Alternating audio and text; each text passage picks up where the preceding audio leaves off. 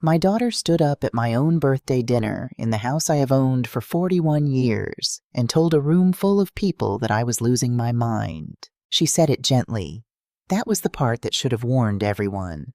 Denise never raises her voice. She lowers it the way you lower a blanket over something you are putting to sleep.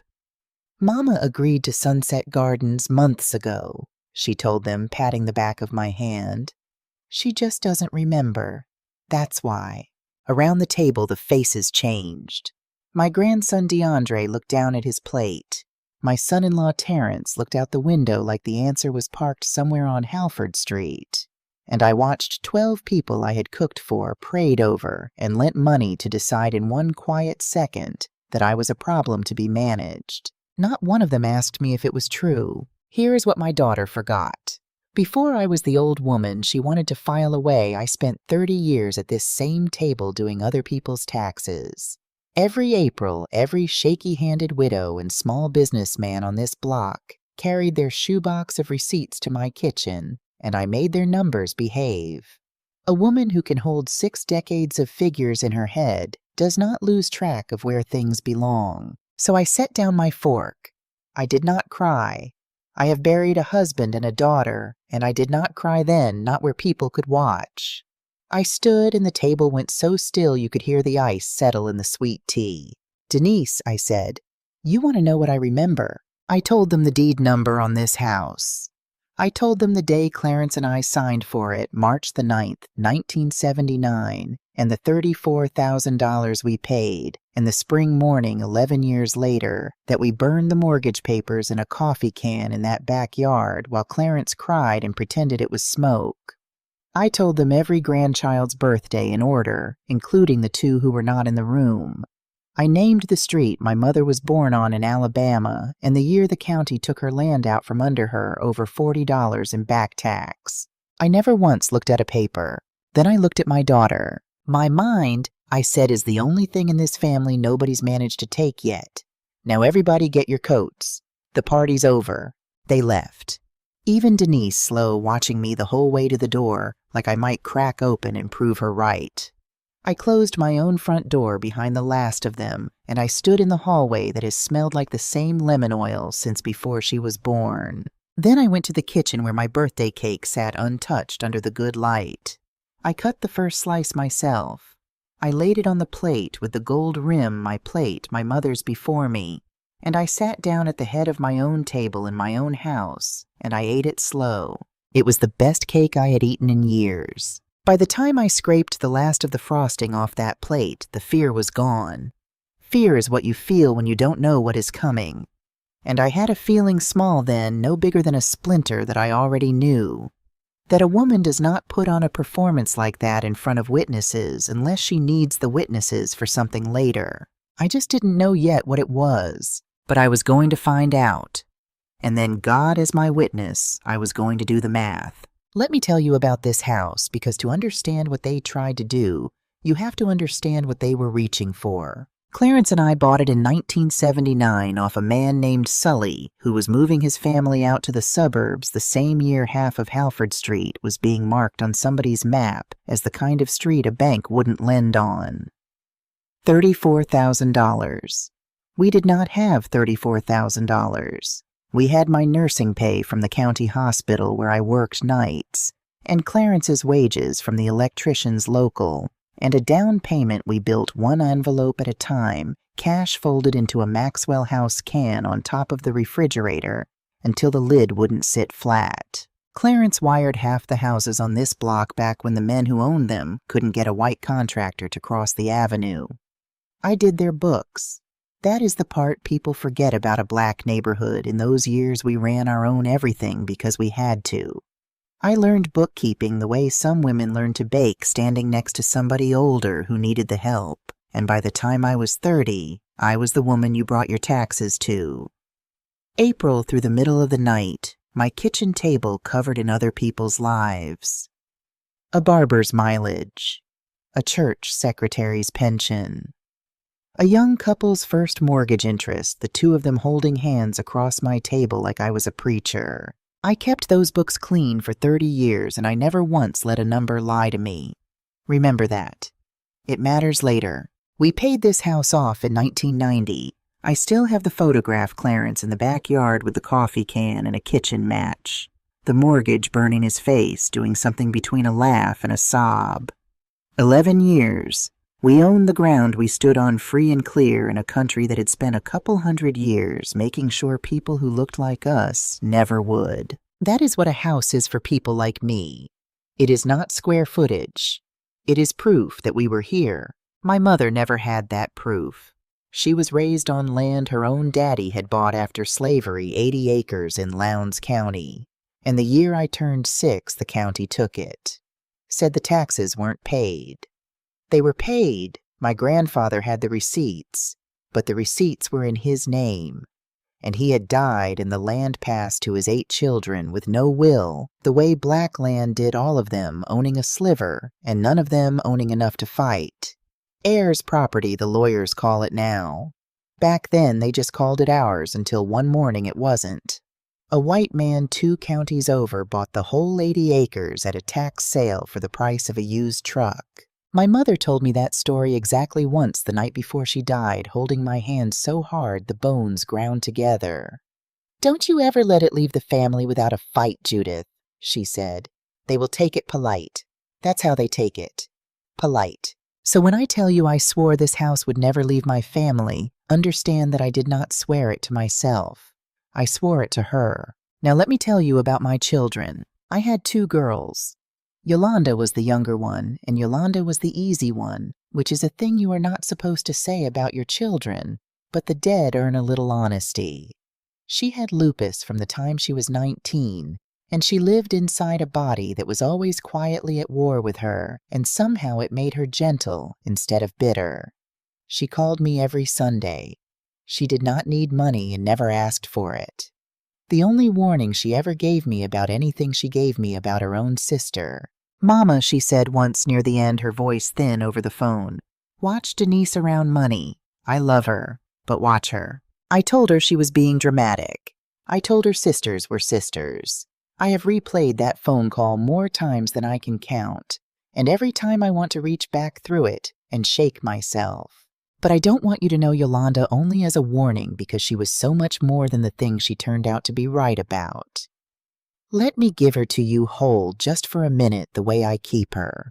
When she was small before the lupus, Yolanda used to sit under my work table during tax season down in the cave of legs and chair rungs while I added up other people's lives above her, and she would do her own taxes. She had a shoebox like the grown folks brought me, except hers was full of leaves and bottle caps, and a church bulletin she'd decided was very important. She'd sit down there for an hour, dead serious, sorting her leaves into piles, and when I'd finally peek under the cloth, she'd hold up a maple leaf and inform me in a voice she'd borrowed from me. "Mama, this one's a deduction." I have laughed about that leaf for 40 years. I laughed about it at her funeral, which scandalized a few people in the pews who didn't understand that grief and laughter come out of the same well, and that some of us have learned to draw from it whether the bucket comes up one or the other. Even at the end in this hospital, she was sorting which of her things should go to which person, sorting her own mother out into peace. "You're going to be all right, Mama," she told me from a bed she would not leave. "You're the strongest woman I know. You held this whole street together with a calculator and a casserole." She was wrong about me being all right. For 18 months she was dead wrong, but she was right about the calculator. She always could see the shape of a thing before it arrived. She saw her sister coming. She just couldn't make me look. The last thing she gave me with her own hands was a quilt she'd started and couldn't finish, gold and blue, her stitches getting smaller and more crooked as the disease took her fingers. "You'll know how to end it," she said. I did not for a long time. The half-quilt sat folded in a drawer like a sentence I couldn't bear to finish.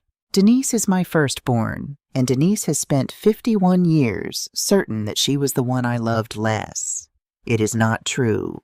But I have learned that what is true matters less than what a person decides is true, and then spends a life proving. She watched me adore her sick little sister, and she read it as a verdict on herself, And somewhere in there, she became a person who believes the world owes her a balance it has refused to pay. She married Terrence, who is not a bad man. Hold on to that. It matters later, and the two of them started a little real estate company about 6 years back. Coleman Property Group. For a while, it looked like the thing that would finally make Denise feel even.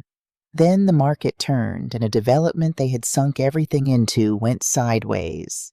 And by last year, though I did not know the numbers yet, Coleman Property Group was a boat with a hole in it, and my daughter was bailing with both hands. I want to be fair to her even now. She did not start out planning to rob me. I have done enough books to know that almost nobody does. It starts as a loan you mean to pay back. It starts as just until the deal closes.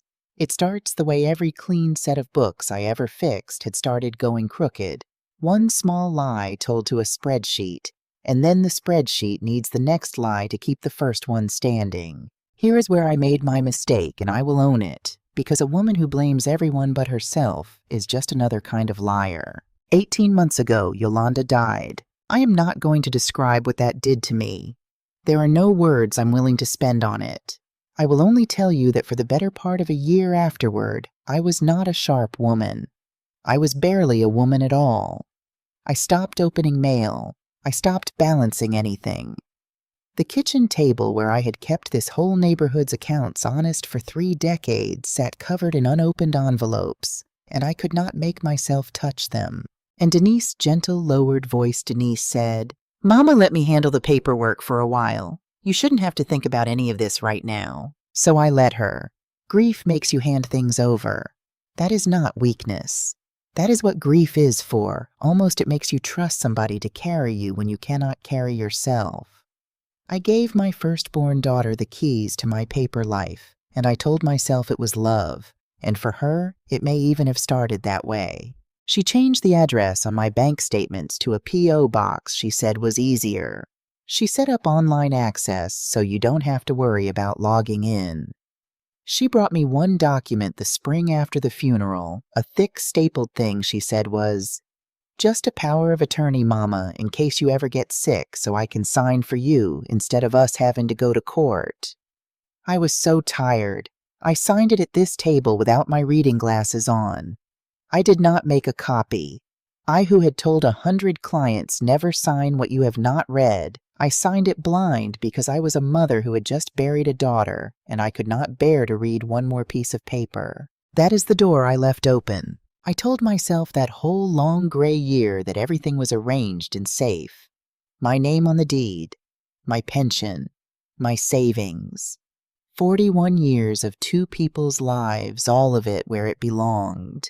I was wrong about exactly one thing, but it was the thing that mattered. I just hadn't done the math yet. The morning after my birthday, I woke before the light, the way I always have in a house that finally felt like mine again, because there was no one in it I had to manage my face for. I made coffee. I carried it into the dining room to clear the wreckage of the night before the good plates. The wine glasses Denise had brought the cake under its dome, and that is when I saw her purse. Denise had left in such a hurry to follow her humiliation out the door that she had forgotten it hooked over the back of the chair where she'd sat to tell a room I was senile. I am not a woman who goes through other people's things. I want that on the record. But it was open and I reached to set it upright so the contents wouldn't spill on my floor, and a folded paper slid halfway out, and I saw the letterhead. Sunset Gardens Memory Care and Assisted Living. I sat down. I put on my reading glasses, the ones I had not bothered with the night I signed my life away, and I read. It was a deposit receipt. $5,000 paid by Coleman Property Group holding a memory care suite in my name. The date on it was 3 weeks before my birthday. 3 weeks. She had reserved me a room in a locked ward and paid for it before she ever stood up and announced I needed one. The performance at the table had not been a daughter's worry boiling over. It was a woman laying the first witnessed brick of a story she had already started building. Mama agreed months ago. She just doesn't remember. 12 people had watched her say it.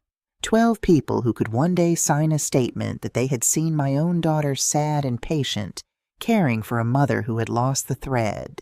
Underneath the receipt was a second paper, an appointment card.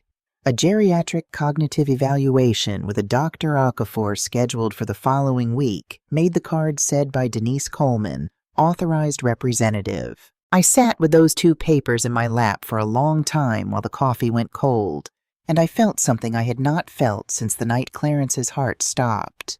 Not grief, not even anger, not yet. Clarity.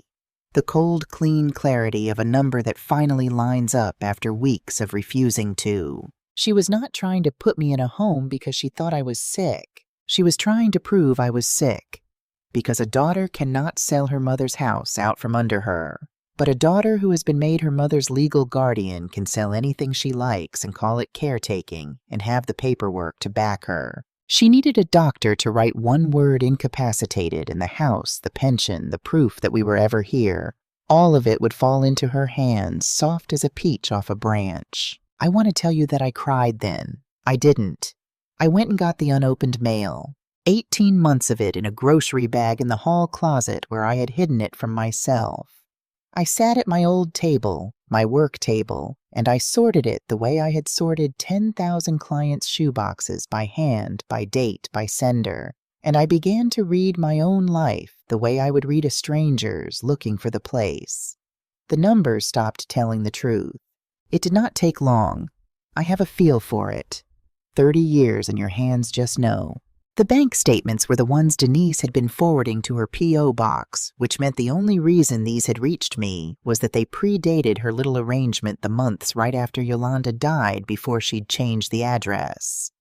The newest one in the bag was 14 months old, and on it, on my home equity line, a line of credit I had opened with Clarence years ago, and never once drawn on, never not a dollar, there was a withdrawal. $40,000. I felt the floor tilt. I made myself keep reading. I am a bookkeeper. You do not stop reading because one number frightens you. You read until you have all of them, because the truth is never one number. It is the pattern. I had only the old statements, the ones from before she diverted them. But the bank's number was on the top of every page, and I had been the kind of customer for 40 years that a bank remembers, and it was 8 o'clock, and they were open. I called. I gave them my account number from memory, the same memory my daughter had told a room full of people was gone. I answered every security question with the answers I had chosen myself decades ago. And I asked a young man named Trevor to read me slowly the current balance and the activity on my home equity line of credit. There was a pause. The pause told me before he did. The line of credit secured against my house. The house my mother begged me, with her dying breath, never to lose had been drawn down in withdrawals scattered across 14 months to a balance of $182,000. $182,000 borrowed against my home. Money I never saw. Money that had gone I would learn into the hole at the bottom of Coleman Property Group, one transfer at a time, each one small enough not to scream. Mrs. Mercer, Trevor said carefully, these draws were authorized in person with your signature on file. Is there a problem with the account? In person, with my signature. I had not signed a thing. I had not set foot in that bank in 3 years. And there it was, the place the numbers stopped telling the truth. Not a loan I forgot. Not a withdrawal I misremembered the way they would want a senile old woman to have done. A forgery. Somebody had sat across a desk from a bank officer 14 separate times, signed my name and walked out with the proof that we were ever here, 40,000 at first, and then less careful, the way you bleed a thing so slow it doesn't know to run. I thanked Trevor. I asked him in the steady voice I had used on 100 crying clients to please not flag the account or contact anyone about my call just yet. I told him I would be coming in person with documents very soon. I have learned that the best lie is the truth, said calmly. Then I hung up the phone, and I sat in the quiet of my own kitchen, and I did something I had been afraid to do for 18 months. I picked up my cell phone and I went into my voicemail into the folder I could not bring myself to empty, and I played the last message my younger daughter ever left me. Yolanda's voice came out of the little speaker, thin and warm and gone. talking about nothing about a recipe, about the weather, the way the dead always turn out to have been talking about nothing precious, right up until they weren't. And at the end of it, almost as an afterthought, the thing she had said to me more than once and I had brushed away like lint. Mama watched Denise around money. I love her, but watch her. I held the phone against my chest and I sat very still while the morning came up gold across the table where I had kept this whole neighborhood honest for 30 years. I hear you now, baby, I said to my dead child. I hear you. I was not afraid. I want to be clear about that, because the story Denise was building needed me to be afraid, frightened, confused, easy to lead by the hand into a locked ward where my signature wouldn't matter anymore. That was the whole plan. A scared old woman is a manageable old woman. But I was not scared. I was a bookkeeper who had just found where the numbers went crooked, and there is no feeling on this earth cleaner than that. They had spent 14 months and $182,000 betting that I had forgotten how to count. It was the most expensive mistake my daughter would ever make.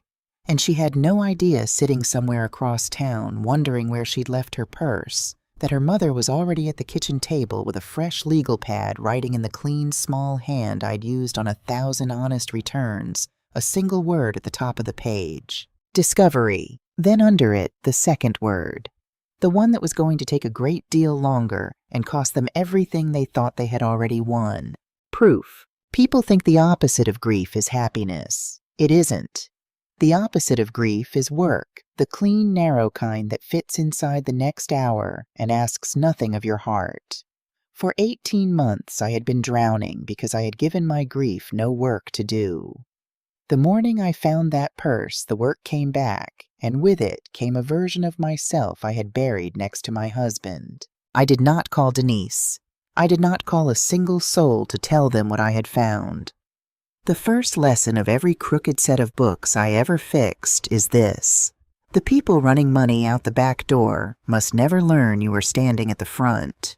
The moment Denise knew I had seen the HELOC, she would do something fast and stupid was the only thing that could still beat me. So I let her keep thinking she was winning. I needed the time. I started with the appointment she had made, the geriatric cognitive evaluation with Dr. Okafor, the one designed to produce the single word that would unlock my whole life. Denise expected, I am sure, that I would refuse to go, and that my refusal would itself become a brick in her wall. She won't even let us help her. You see how she is. So I went. I drove myself. I wore my good Navy suit, the one Clarence used to say made me look like a woman who balanced banks instead of being managed by them. I arrived 10 minutes early, and I sat in that waiting room with my back straight, and when they called my name, I walked in alone, and I told Dr. Okafor the truth before he could ask me a single test question. Doctor, I said my daughter made this appointment because she is trying to have me declared incompetent so she can take my house.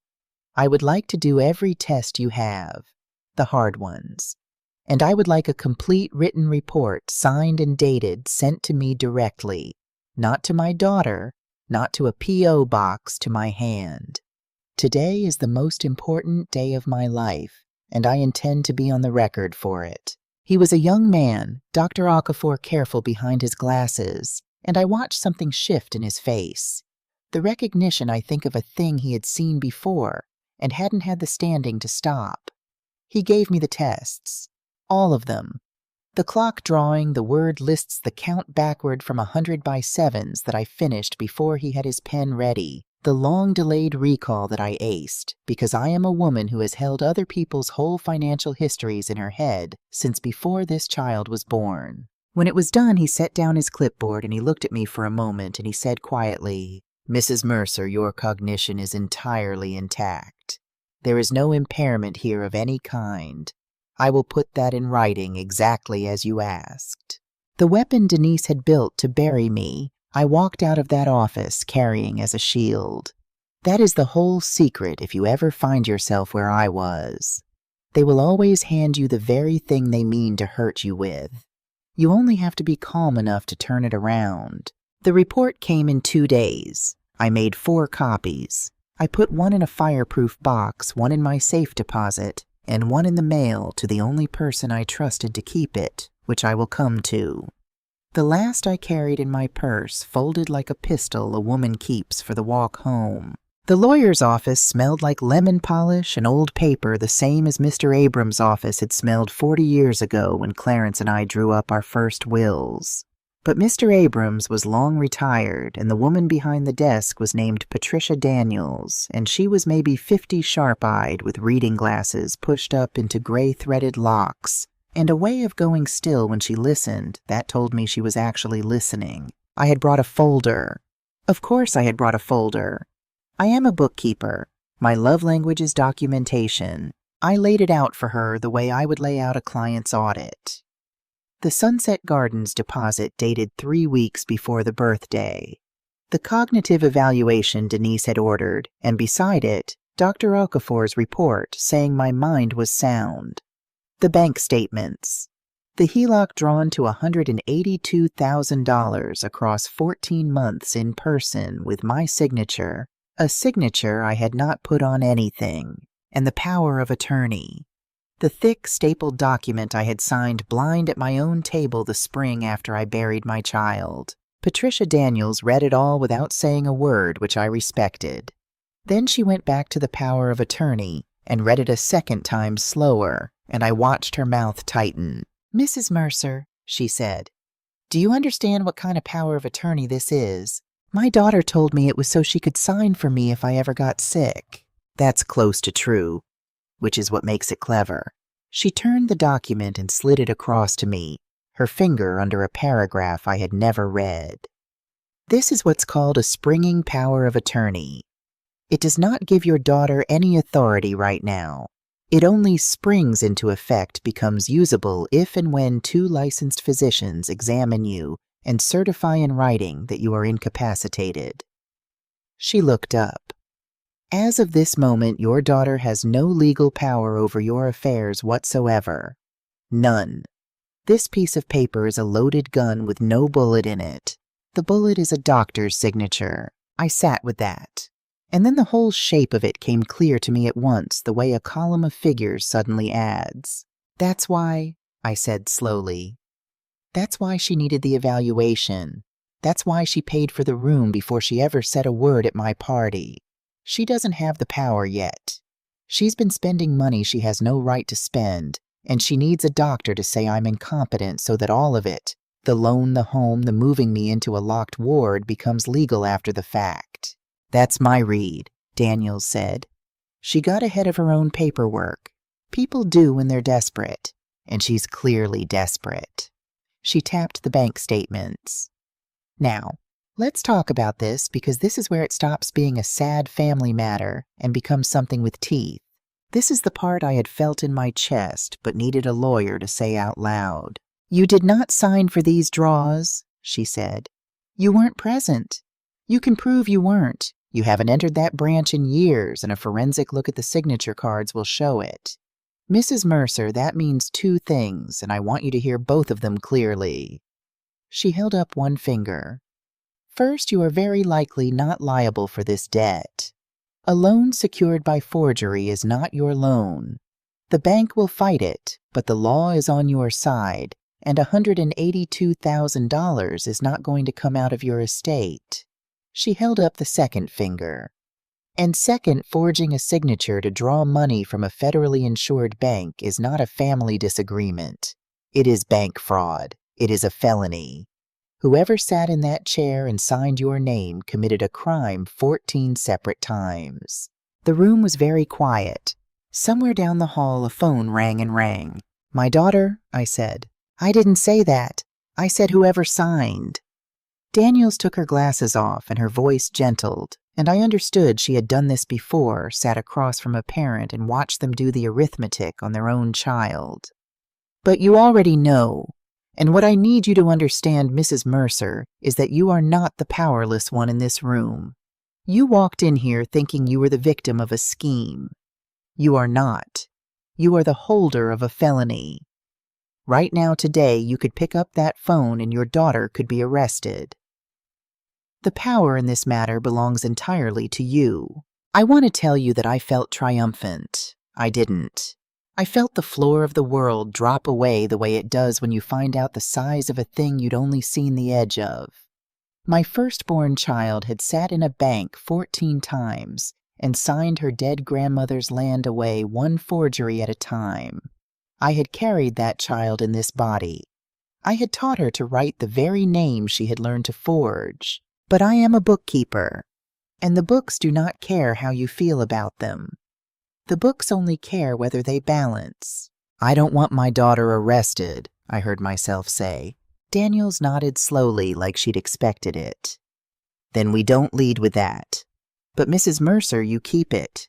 You keep that power loaded, and you let her see it's loaded because it is the only thing that will make a person like the one you're describing actually stop. Mercy with no leverage behind it isn't mercy. It's just another word for losing. She was the second wise old woman I would meet that month who told me in different words the same true thing. The first one was still coming. Here is what we built, Patricia Daniels and I, over the 3 weeks that followed, while I drove home each evening and made my dinner and answered Denise's texts with a normal woman's normal warmth so she would never smell the smoke. I did not cry for 3 weeks. I worked. Lord, it was good to work again. We hired a forensic accountant, a woman named Gloria Tate, who did for a living what I had done for my neighbors, except with a license and a courtroom voice. The first afternoon I sat across her conference table, I felt something I hadn't felt since before Yolanda got sick. I was in a room with someone who spoke my actual language. Gloria spread the bank's records out, and Coleman Property Group's books beside them subpoenaed the real ones, and she said, "All right, Mrs. Mercer, you used to do this. Let's read it together." And I could have wept at the simple respect in it. We worked the way I'd worked 1,000 crooked shoe boxes. You don't start with the big number. The big number 182,000 only frightens you. You start with the dates because a thief has a rhythm, and the rhythm is where they live. And there it was. The first forged draw, $40,000, landed 11 days after Yolanda's funeral. I had to put my pen down when Gloria circled that one. 11 days. While I was still sleeping in my clothes, while the casseroles were still going bad in my refrigerator, my daughter had walked into a bank and signed my name and carried out $40,000 against my mother's proof. The grief I couldn't crawl out of was the exact window she'd climbed through. She hadn't just robbed me. She'd used my dead child as the distraction. After that, the draws got smaller and steadier. 12,815, the careful bleeding of a woman who'd learned that nobody chases a small enough number. Gloria matched each one to where it landed within 48 hours, and not one of them landed anywhere but the same place. A payroll Coleman Property Group couldn't otherwise make. A balloon payment on a development that was already a corpse. An owner's draw that went straight back out to a lender 3 days later. The slow, expensive bleeding of a business that was dead and would not lie down and would not let me lie down either because it needed my house to keep breathing. "This isn't gambling," Gloria said quietly when we were done. "Gamblers chase a high. This is somebody trying to keep a sinking thing afloat with their mother's life raft, telling themselves every single time that this draw is the last one, that the next deal makes it all whole." She slid the final page to me. "It's almost never the last one. You know that better than I do." She built me a chart.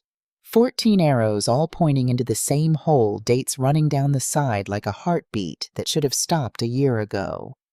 I have kept that chart.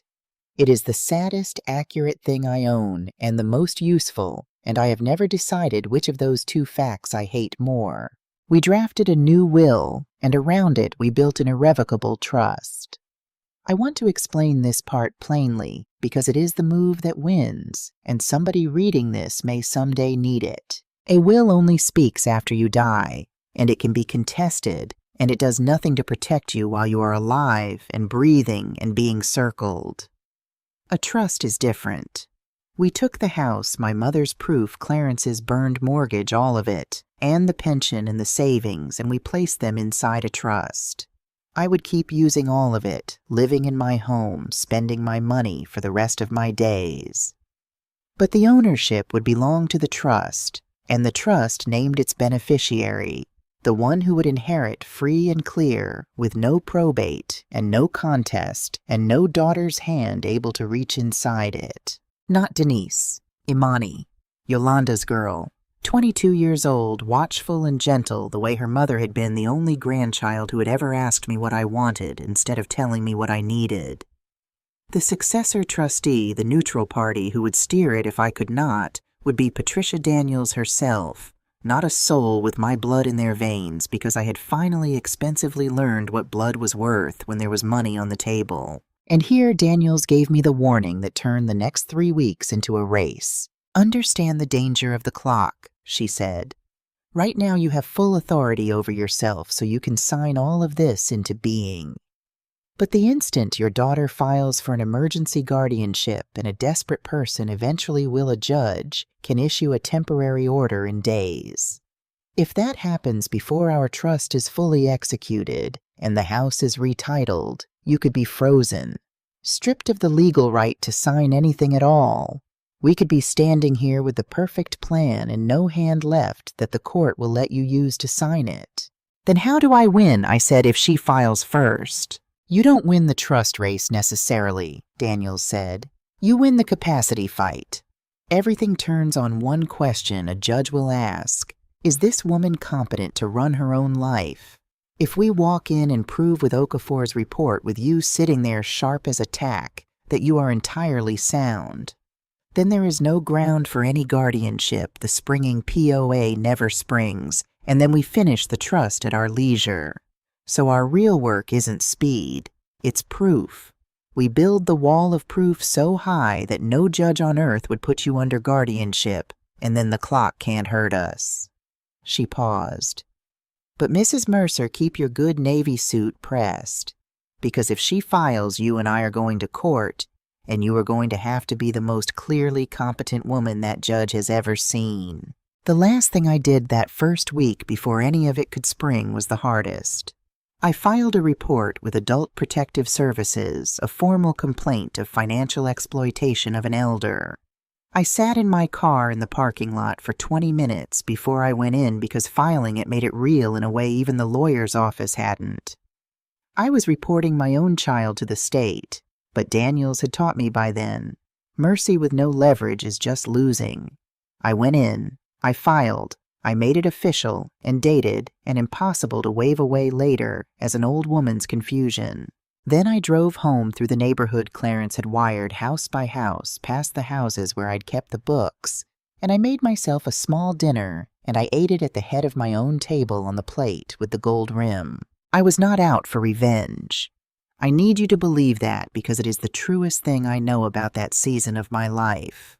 Revenge is loud and hot, and it wants the other person to hurt. I did not want Denise to hurt.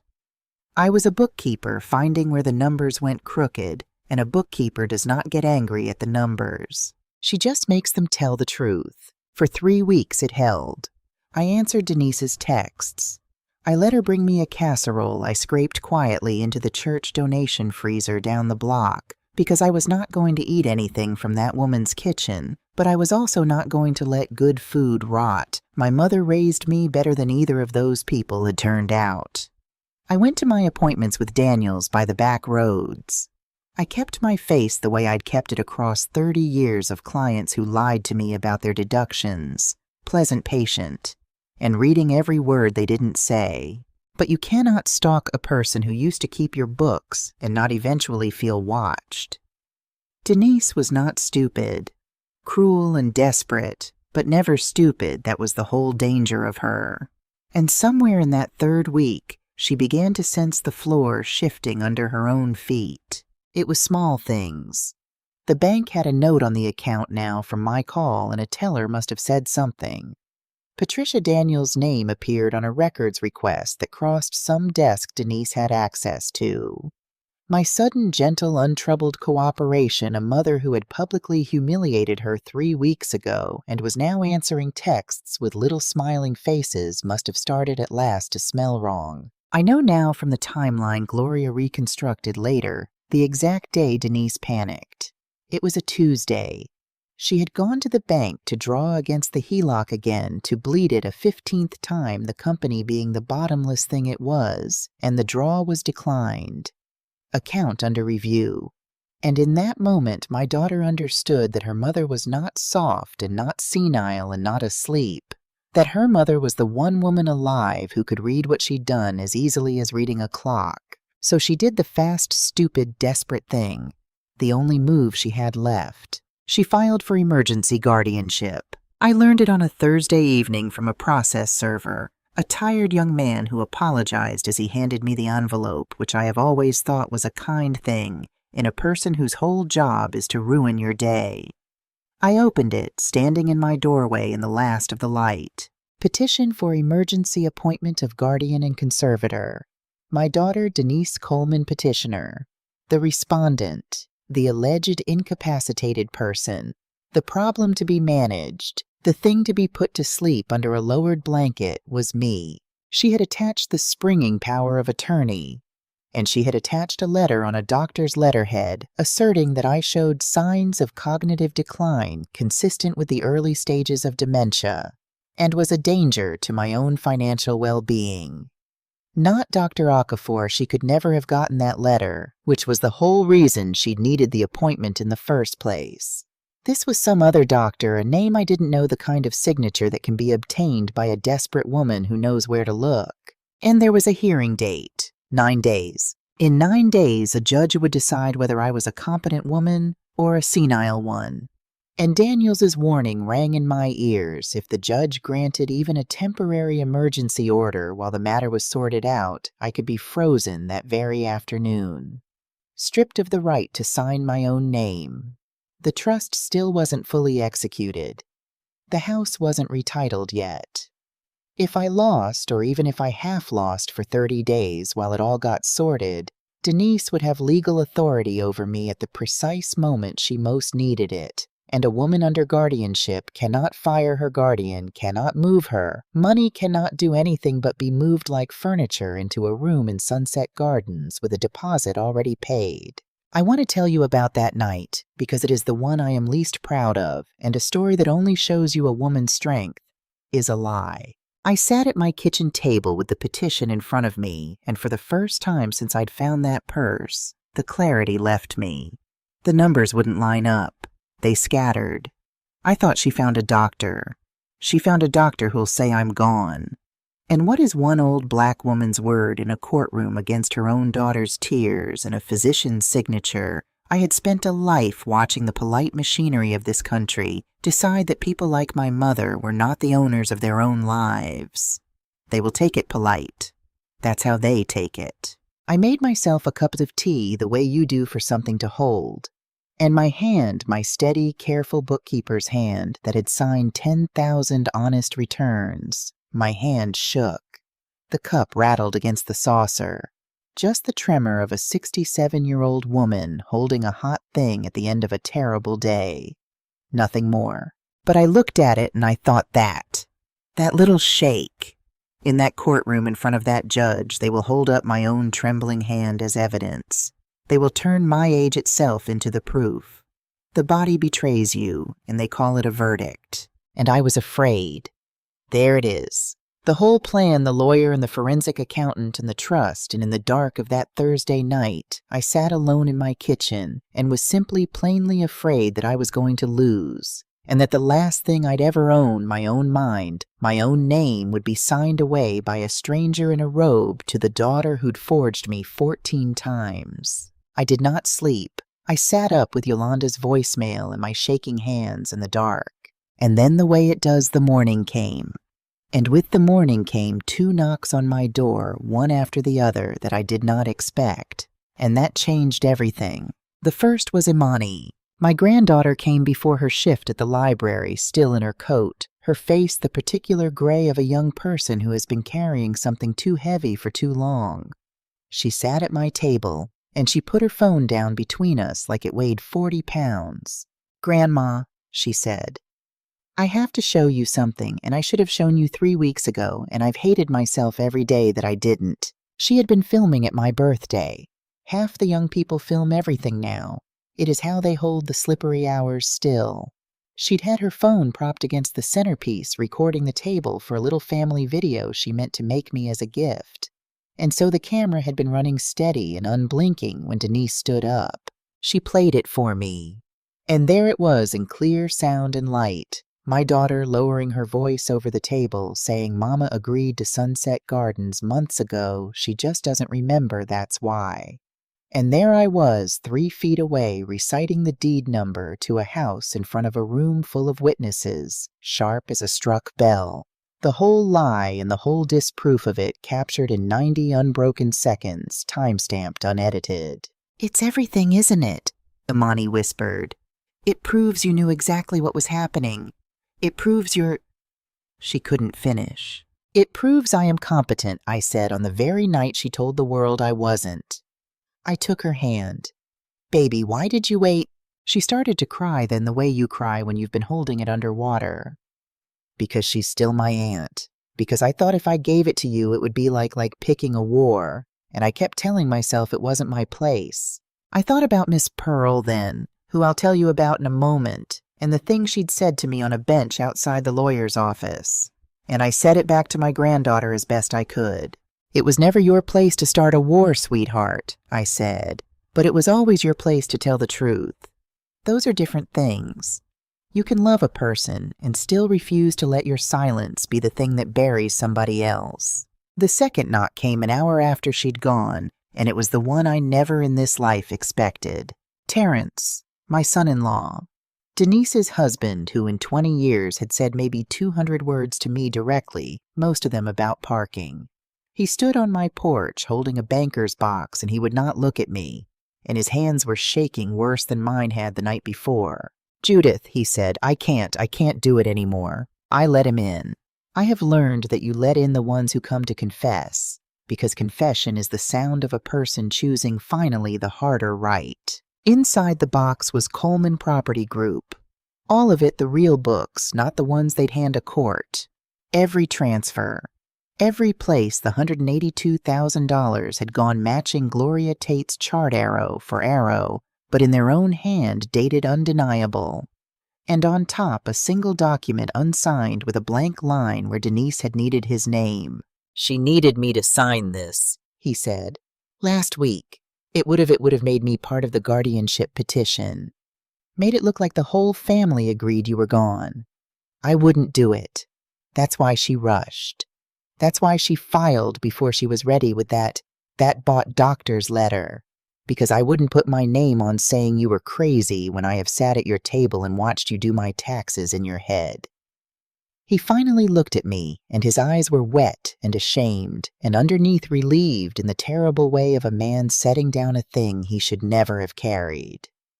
"I knew, Judith, about the loan, for months, and I told myself it was just till the deal closed.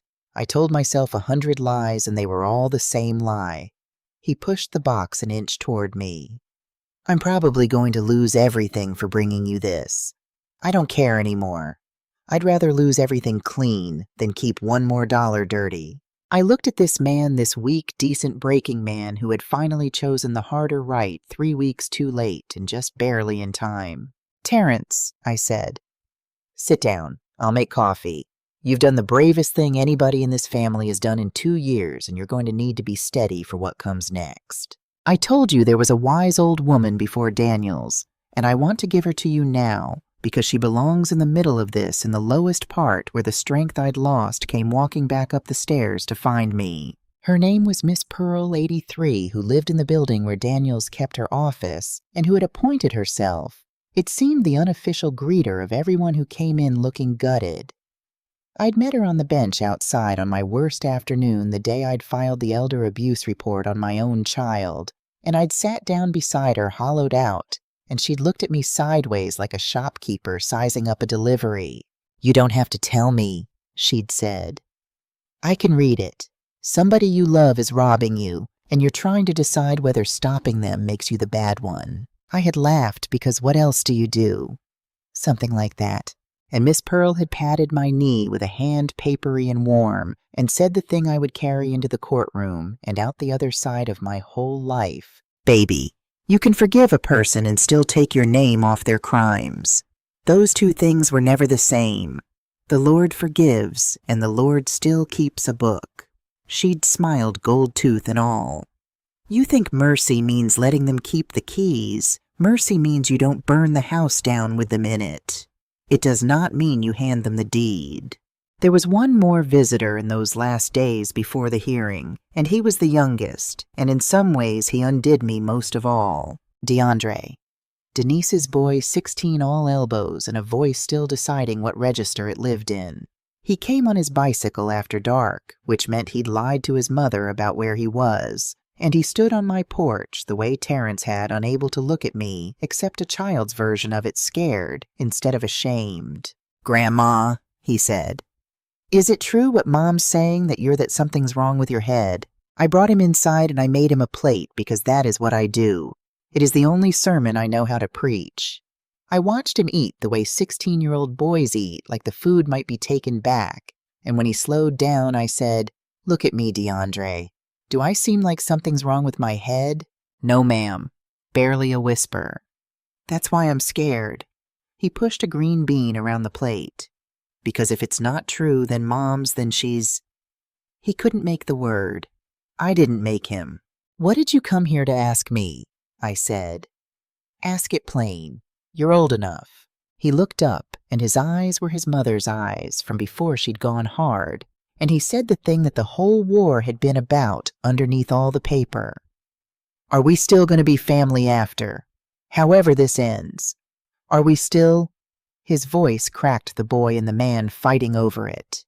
"Because everybody's picking sides, and I don't want a side. I just want a grandma. Lord, the things children carry that we never put down for them." "Come here," I said, and he came too big to fold into my lap and trying to anyway. "Listen to me because I'm only going to say it once and I need you to keep it. You will always be my family. Always. Nothing your mother did and nothing I have to do about it changes one drop of your blood or mine." I held his face. "But family and your name on a loan are two different things, baby. Loving somebody and letting them rob you are two different things. I am about to teach your mother that difference, and it is going to look hard, and it is going to look like a side. It isn't. It's the opposite of a side. It's me refusing to let this family eat itself. One day you'll understand that. I hope it's a long time from now." He cried, and then he was embarrassed. He'd cried, and then he got back on his bicycle and rode home to a house I was about to take apart and rebuild on better ground.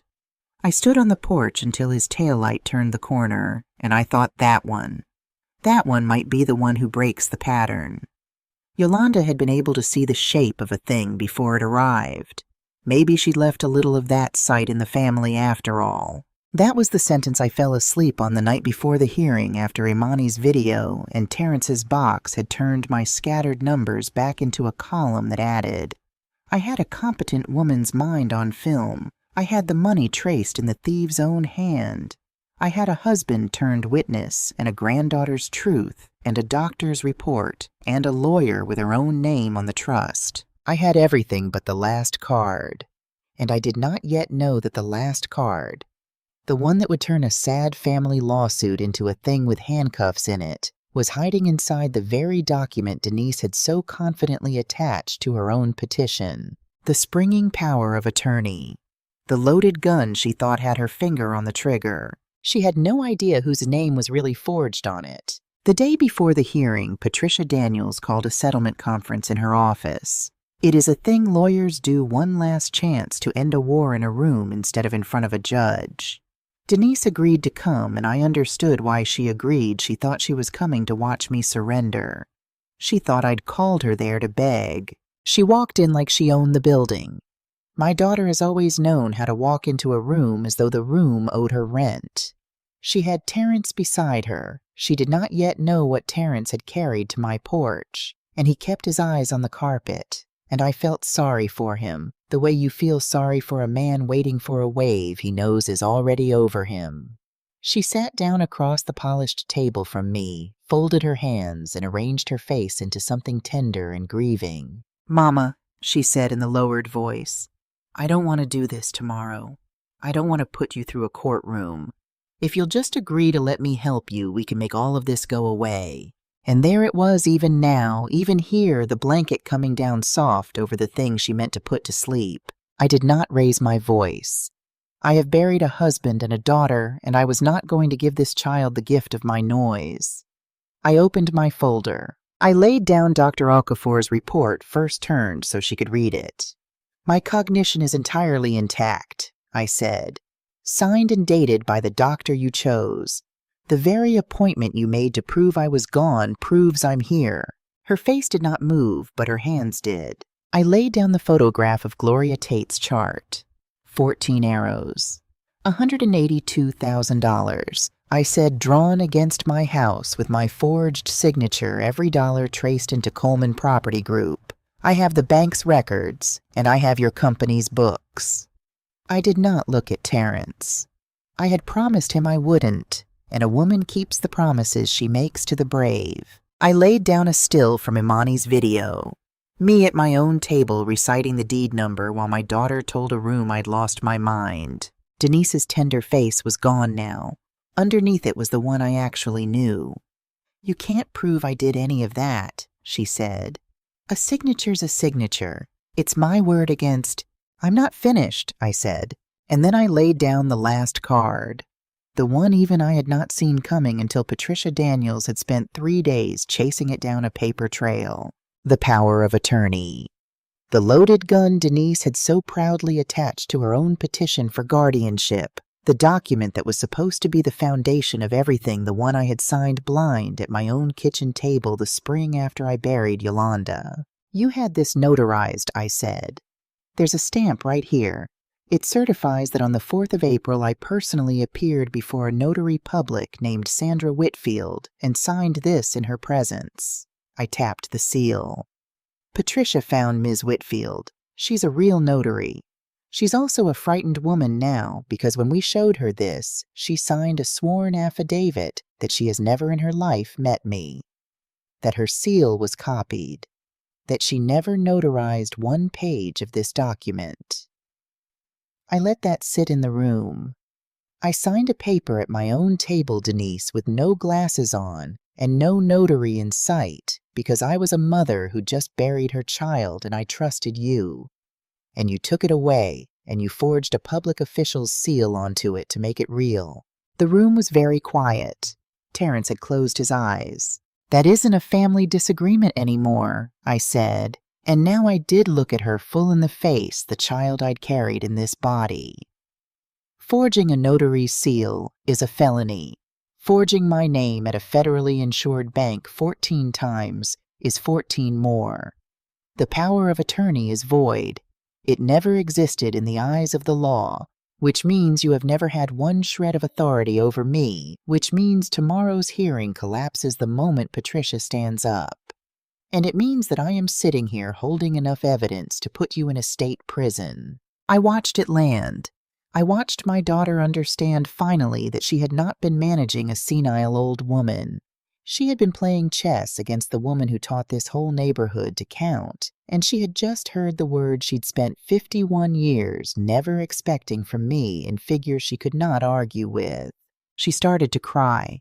Real tears this time, the ugly kind. Are you going to send me to prison? And here is the part I want you to understand because it is the only part that matters. I had the power to.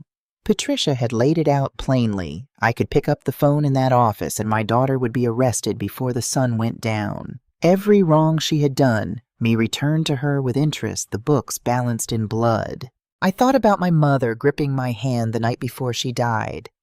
They will take it polite. That's how they take it. I thought about 80 acres in Lowndes County, and a white man's used truck money, and a system that had looked at my family and decided we were not the rightful owners of our own lives. And I thought I will not become that. I will not be the thing that took my mother's land just because this time the hand doing the taking would be mine, and the face on the other side would be my child's. There is a difference between justice and destruction, and the whole trick of a life is knowing where the line falls. Miss Pearl had given me the line on a bench weeks before. Mercy means you don't burn the house down with them in it. It does not mean you hand them the deed. No, I said. I'm not going to send you to prison, Denise. Not because you deserve that mercy you don't, and we both know it. Because I refuse to spend the rest of my life as the woman who destroyed her own child. That's a sentence I'd be serving, not you. The relief that broke across her face, I will not pretend it didn't cost me something to watch. But, I said, and Patricia slid the papers across the table. Here is what happens instead. You and Terrence sign these today. You drop the guardianship. You sign away every claim now and forever against me, against this house, against anything with my name on it. You cooperate with the bank's fraud investigation so the debt comes off my home where it never belonged. And you never, as long as you live, put your hand near my name again. I closed the folder. The evidence doesn't disappear, Denise. Patricia keeps every page of it in a safe with instructions. It is the loaded gun now, and I am the one holding it, and the only thing that keeps it pointed at the floor is you keeping your word. The day you don't, it goes to the district attorney. Do you understand me? She signed. Of course she signed. There was nothing else on the board. At the door, she turned the way people do when they want the last word and find they've spent it. You really would have, she said, held it over me forever. I looked at my firstborn for what I knew might be a long time, maybe the last time it would feel like this. You spent over a year betting I'd forgotten how to count, I said. Baby counting is the one thing they never let us keep all those years, and we kept it anyway. It's the only inheritance that mattered. Now get your name off my life. She left. I did not watch her go. I had done enough watching for one lifetime. The house is in a trust now, and the trust has my granddaughter's name on it. That is the sentence I had been fighting toward without knowing it since the night my mother gripped my hand. The deed Clarence and I signed in 1979, the mortgage we burned in a coffee can in 1990, the proof that we were ever here, none of it left the family. It went exactly where it should always have been, going to Yolanda's girl, to the one who asked me what I wanted instead of telling me what I needed. The bank confirmed the forgery within 2 months. The $182,000 came off my home like a fever breaking. I never owed $1 of it, and I never paid one. Terrence cooperated the way a man does when he's finally chosen which kind of broke he'd rather be. And Coleman Property Group went under, which it was always going to do, and Denise is selling other people's houses now for a brokerage downtown, and we speak twice a year carefully like two countries that share a border and a history and not much else. People ask me what I did with it all, the house safe, the money safe, the long war won.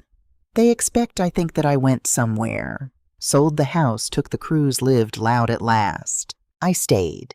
I am writing this at the same kitchen table where I kept this whole neighborhood honest for 30 years in the house Clarence wired the block from on Halford Street, which the developers have circled for years now, the way Denise circled me politely, patiently, waiting for an old woman to forget what she's holding. So I started a small thing with some of what was mine. Nothing grand. A fund to help the last of the old folks on this block keep their homes when the tax bills come dressed up, to push them out the heir's property trap that took my mother's 80 acres. The polite robbery fought now one kitchen table at a time. I cannot get my grandmother's land back, but I can make sure the next woman on this street doesn't lose hers over $40 and a missing will. In the evenings, I finish the quilt Yolanda left half done. My hands are slower now, but the muscle memory comes back the way it always does. It hangs on the wall above this table when it's finished gold and blue, her stitches and mine, and I can't always tell anymore which were hers, which is exactly how it should be. Bernadine came back into my life around then, 40 years a friend gone to Idaho and grayer now, and not done yet the way I'm not done yet. We put the old records on some evenings, and she swears she watched me dance barefoot in the rain on my 40th birthday, and I swear I don't remember it. And we are both lying a little, and it's the best kind of lying there is. And on Sunday afternoons, Imani sits across from me at this table, and I am teaching her to read a balance sheet. Her tiny mother's eyes narrowed at the columns. Assets here, liabilities there. What a thing is worth and what it owes, and how to tell always when the numbers have started to lie. "Why's this so important, Grandma?" she asked me once. I thought about my mother's hand. I thought about 80 acres and a coffee can and a notary's forged seal and a daughter who bet a year of her life that I'd forgotten how to add. "Because it's the one thing they never managed to take from us," I told her. "All those years. They took the land and they took the wages and they took the names off the deeds, but they never could take the counting. Your great-grandmother handed it down to me. I'm handing it down to you. Don't you ever let anybody convince you you've forgotten how." The house was never just a house. It was the proof that we were here. Now it has my granddaughter's name on it where it always should have been. They spent over a year counting on me to do their math. Turns out I was the only one in that family who ever knew how to add it all up and refused to let it come out short.